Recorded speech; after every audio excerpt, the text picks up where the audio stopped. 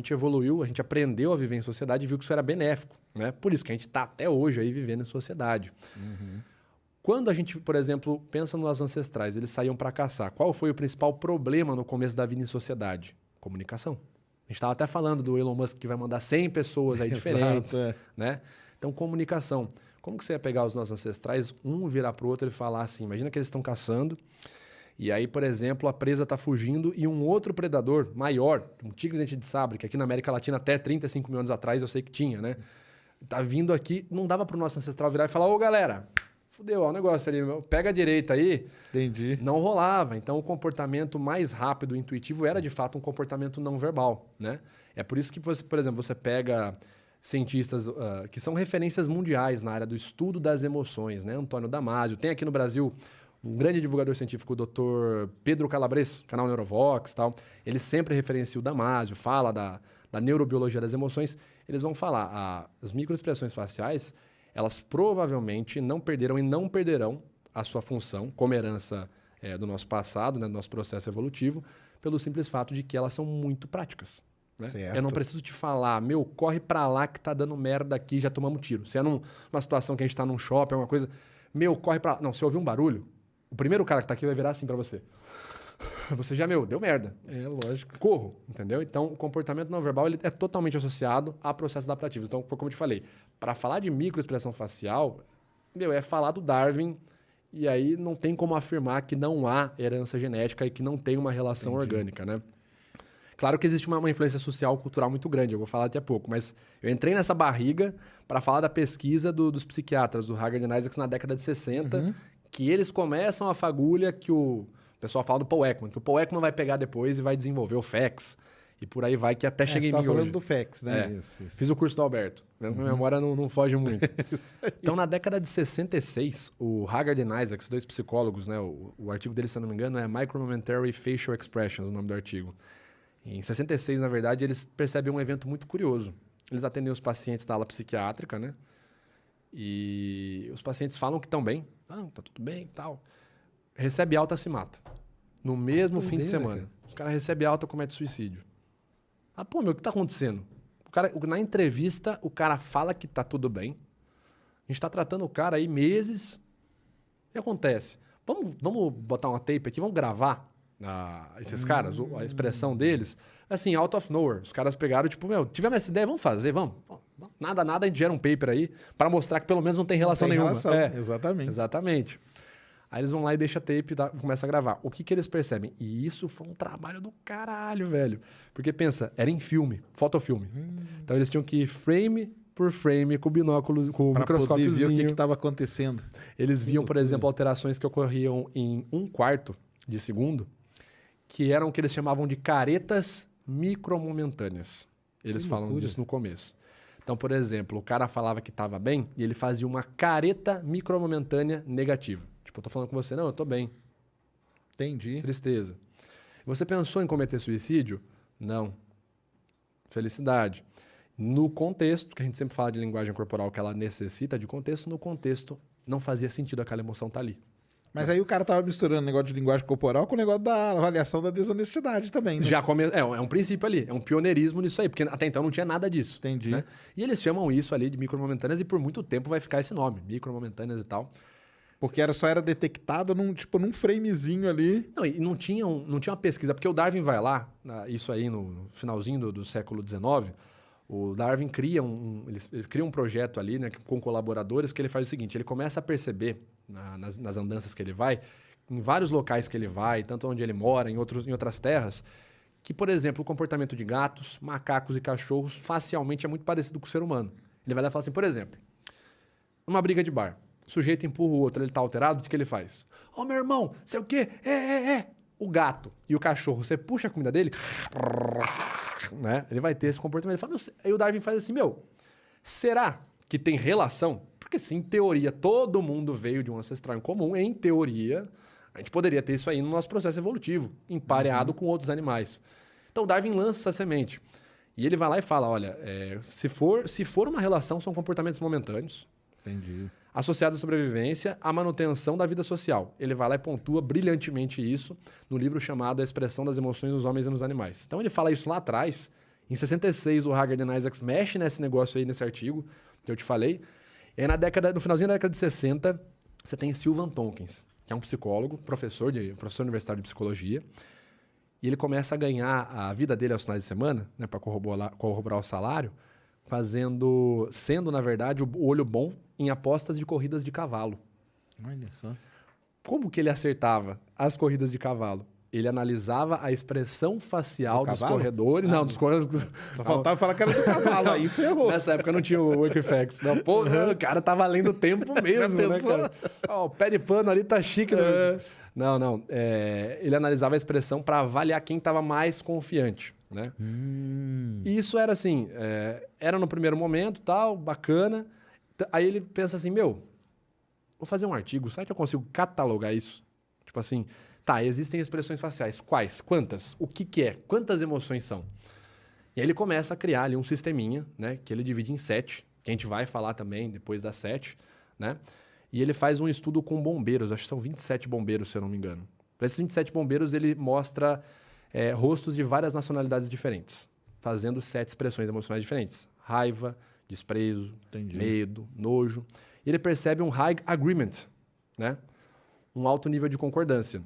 Quando ele percebe isso, ele fala assim, acho que deu bom, acho que tá aqui, né? E aí disso vai para a galera que chega o Ekman, faz pesquisas em Papua Nova Guiné, observa a correlação com outras pessoas, né? Vê que o comportamento facial... O Ekman ele tenta dar continuidade nos estudos do Tompkins no seguinte sentido. Ele começa as pesquisas dele para refutar o Tompkins. Ele fala assim, beleza, esse cara pegou aí 27 bombeiros norte-americanos, pegou 7 sets, né? 7 datasets de fotografias de emoções diferentes. Mas, cara, ele pegou só norte-americano, que com certeza... E as pessoas que não são norte-americanas, ele pegou pessoas que sofreram um processo de ocidentalização. Os caras viram filme, viram foto, viram propaganda. Tá enviesada a pesquisa, né? Tá enviesadaça. O Ekman começa assim, ele fala, mano, essa pesquisa tá totalmente equivocada. O Ekman ainda é influenciado pela Margaret Mead, que era professora dele, de psicologia. O Ekman ele era psicólogo militar, né? Então ele fala assim, sabe o que eu vou fazer? Eu vou fazer uma pesquisa para mostrar que esse cara tá errado e que as expressões faciais não são herança genética porra nenhuma, são influência cultural. E aí ele faz a mesma pesquisa nos Estados Unidos e com pessoas de outros países, outros colaboradores. E ele observa o mesmo resultado. Mesma coisa que o Darwin tinha visto lá. Os colaboradores de outros países, né, amigos dele, mandava foto, né, mandava rasura. Ó, aqui o pessoal, quando fica bravo, tem essa expressão aqui. Aqui os gatos, quando a gente tira a comida, tem essa expressão aqui. Os cachorros têm essa expressão aqui. Então ele tenta fazer a mesma coisa que o Darwin fez. Ele pega colaboradores de outros países, realiza a mesma pesquisa e obtém os mesmos resultados. Olha só. E aí vem a grande crítica. Todos os países que você pegou sofreram ocidentalização. Essas críticas dos antropologistas da época. Entendi. Então estava enviesado também. Aí o Ekman faz o quê? Ele fala, bom, vamos para eles chamam de tribo primitiva, né? Que seria uma civilização não letrada. Certo. Pegar alguém que não teve contato com nada e vamos ver como que é, né? Nunca teve contato com o homem caucasiano. Eles foram lá para Papua Nova Guiné. Ficaram lá com a tribo dos Fore. Tapeando os caras. Então, gravaram a relação dos caras total. Eles começaram a perceber comportamentos assim. Quando uma tribo ia enfrentar outra, no momento que ia se enfrentar, eles tinham esse comportamento facial que a gente chama de raiva. Certo. Quando um membro da tribo falecia, alguém da tribo, né, a mãe, fazia essa expressão aqui, que a gente chama de tristeza. Então, para começo de conversa, eles catalogaram as expressões em situações que a gente fala de gatilhos universais e elas corroboravam aquilo que já era pregresso nas ideias do Darwin, né? Para matar a pau, ele vai lá e faz assim. Então, vamos fazer o seguinte, vamos pegar retrato deles mesmos e mostrar para eles. A gente conta uma história e pede para eles associarem a expressão. Legal. Entendeu? Aí foi o método deles de prancheta. O entrevistador não tinha acesso, ele não via qual que era a figura que o entrevistado pesquisado estava vendo, né? Eles estavam de costas. Certo. Só tinha uma marcaçãozinha para eles poderem ter o controle depois na pesquisa, né? Então chegava lá o participante número 1. Olha, imagina que você saiu para caçar com o seu irmão e vocês conseguiram matar um javali desse tamanho. Qual dessas caretas você faria a hora que você pegasse o javali? Aí o cara falava essa aqui. Aí ele anotava figura 349 para a pergunta do javali. Tal. Aí depois ia fazer uma correlação. Bom, a história do javali, os caras escolhiam sempre essa gravura aqui. Felicidade. Qual que é quando morresse um membro da sua tribo? Esse aqui, tristeza. Então eles identificaram duas coisas que são bem importantes. Primeiro, que a gente enframe, ok? Enframe, congelado durante um frame, de um ápice de contração facial emocional. O ser humano tem sim a capacidade inata de reconhecer, tá? Em frame. Se a pessoa, Tem de fato... um negócio parado. Se eu chegar a apresentar aqui e falar, ó, você tem... Ah, tem isso aqui. Tem, sim. isso aqui é isso. Uhum. E o oposto também ocorre, né? O receptor e o emissor. Eles captaram situações reais, genuínas, que a expressão facial era a mesma, contextualmente corroborava com as ideias que o Darwin tinha falado 100 anos antes. Para ajudar isso, você tem atualmente, aí no final, tem duas pesquisas do Antônio Damasio, uma na década de 90 e uma nos anos 2000. O Damasio é neurobiologista, PhD em psicologia, doutor aí, é autoridade no assunto, não é youtuber, o cara realmente é cientista que tá lá todo dia, né? Eu falo youtuber porque a galera fala de mim e fala, não, eu sou youtuber, entendeu? Eu tô fazendo vídeo, beleza? Isso que eu falo de mim. Mas ele fez duas pesquisas, eu não lembro o nome específico, mas quem quiser pesquisar The Role of Somatosensory Cortices on Visual Recognition, reconhecimento das expressões faciais. E ele identificou que o nosso córtex somatosensorial está associado, sim, ele tem reações neurofuncionais quando detectamos microexpressões faciais emocionais, especificamente quando é emoção. Qualquer outra reação, não. Quando é emoção, córtex somatosensorial bipa. Então, aí você vê que isso corrobora ainda mais a afirmação orgânica, né? Porque se a gente tem o receptor, não ia ter o emissor, né? Sim. E tudo isso para falar do FEX. Anos e anos depois, o Ekman faz essa pesquisa na Papua Nova Guiné, tem essa constatação que eu te falei, vem e faz um negócio que eu acho brilhante. Eu, sendo uma pessoa que é ansiosa, jamais faria o que ele fez. Ele vai lá em 1969, num congresso de antropologia, apresentar essa teoria orgânica das expressões faciais universais, cara. Chega lá com... Nossa. Maluco. Ele chega e fala assim, então, galera, esses comportamentos emocionais na face não são sociais. Cara, foi escorraçado. Dali, 2 participantes saem e falam assim, meu, você tá muito louco, a gente vai provar que você tá errado. Carol Izard e o Carl Hyder. Os dois saem dali, não, a gente vai para uma outra tribo fazer a mesma pesquisa, com certeza. Cara, o Carl Hyder, numa discussão com o Ekman, ele ainda fala assim, meu, você tá muito louco. A tribo dos Dani, na Micronésia, eles não têm nem palavra para falar o que é uma emoção, quanto menos expressão facial. Entendi. Eles passam 3 anos estudando, tribos paralelas, o Carl Izard fazendo a pesquisa dele e o Carl Hyder fazendo a pesquisa dele. Obtém os mesmos resultados do Ekman. Caramba. Aí volta e fala, então, esse cara tá falando besteira. O Carl Hyder, ele ainda faz uma constatação a mais que é bem interessante. Ele fala, olha, high agreement, alta acurácia em comportamentos similares, né? Cross-cultural, né? Evidências cross-culturais da emoção de medo, desprezo, raiva, felicidade. Essas Caramba. 4. Que aí é a teoria do divertidamente do filme. Por isso que o filme só se limita em 4, entendeu? Ah, entendi. Porque, tipo assim, 4 a gente tem certeza, sabe? Tipo, a ideia do filme meio que foi essa. Olha, entre discussões de psicólogos, pelo menos 4 é certeza. Beleza, certeza que é totalmente orgânico, né? E para assim, ajudar uma pesquisa mais recente nos anos 2000 é a pesquisa do David Matsumoto. Tem 2 pesquisas bacanas. Tem o JACFI, que eu vou falar daqui a pouco, que o JACFI, ele mostra a diferença entre as expressões faciais orientais e ocidentais. É bem bacana. Tem, né? Tem. Principalmente na intensidade e na motivação emocional. Mas antes de fazer essa pesquisa, o David Matsumoto não estava convencido de que as expressões faciais eram, mesmo com a pesquisa do Ekman, ele falou, não é. Sabe o que eu vou fazer? Vou pesquisar em cego congênito. Cego de nascença. Entendi. Aí o que ele fez? Ele pegou... Porque aí o cara não teve contato mesmo. Ele não aprendeu mesmo visualmente, socialmente, ele não Sério? aprendeu, né, Uhum. cara? Aí o que ele fez? A participação dele foi 4.000 tralalá vídeos de atletas durante as Olimpíadas. Atletas cegos congênitos e atletas não cegos. Em momentos contextualmente emotivos. Acabou de ganhar, por exemplo, a luta. Acabou de perder a luta. Não conseguiu passar no exame classificatório. Então, momentos contextualmente emocionais. E ele constatou high agreement, acima de 80% de similaridade facial entre os cegos de nascença e os não cegos. Então, o cego, quando ganhou, por exemplo, né, ao 12 mais 6. O cara que não era cego, Mesma coisa. mesma expressão, perdeu, tristeza. O outro, a mesma coisa.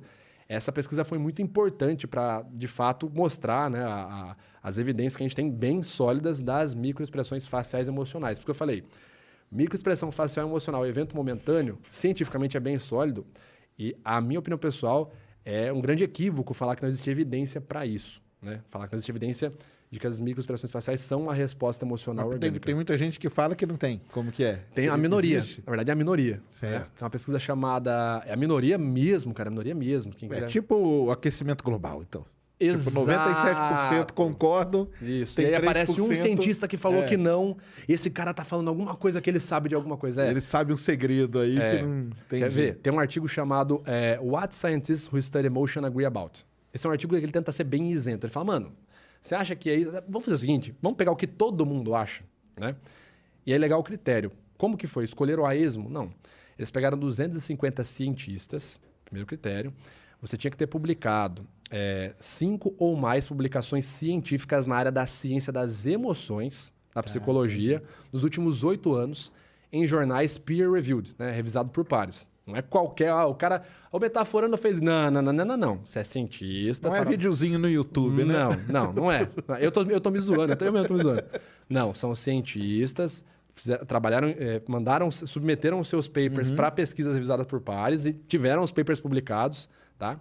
Então, esses 250 participaram de um formulário, né, de um questionário sobre o que eles concordam ou não no atual estudo, essa pesquisa de 2012, no atual estudo das emoções humanas. 88% dos cientistas concorda que existem evidências sólidas na universalidade das emoções que podem ser observáveis diretamente. Certo. E 80% concordam que essas evidências estão na voz e na face. Então, quando eu falo assim, 88% de 250, quer dizer que sobrou uma galera. Sim, mas não é porque desses, de 250, 88% sobra o quê? 20? Menos de 20, né?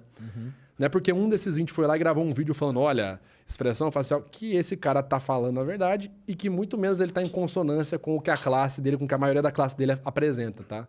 Tipo, literalmente é a opinião desse cara, dessa pessoa. Não tome ela como a opinião da classe, né?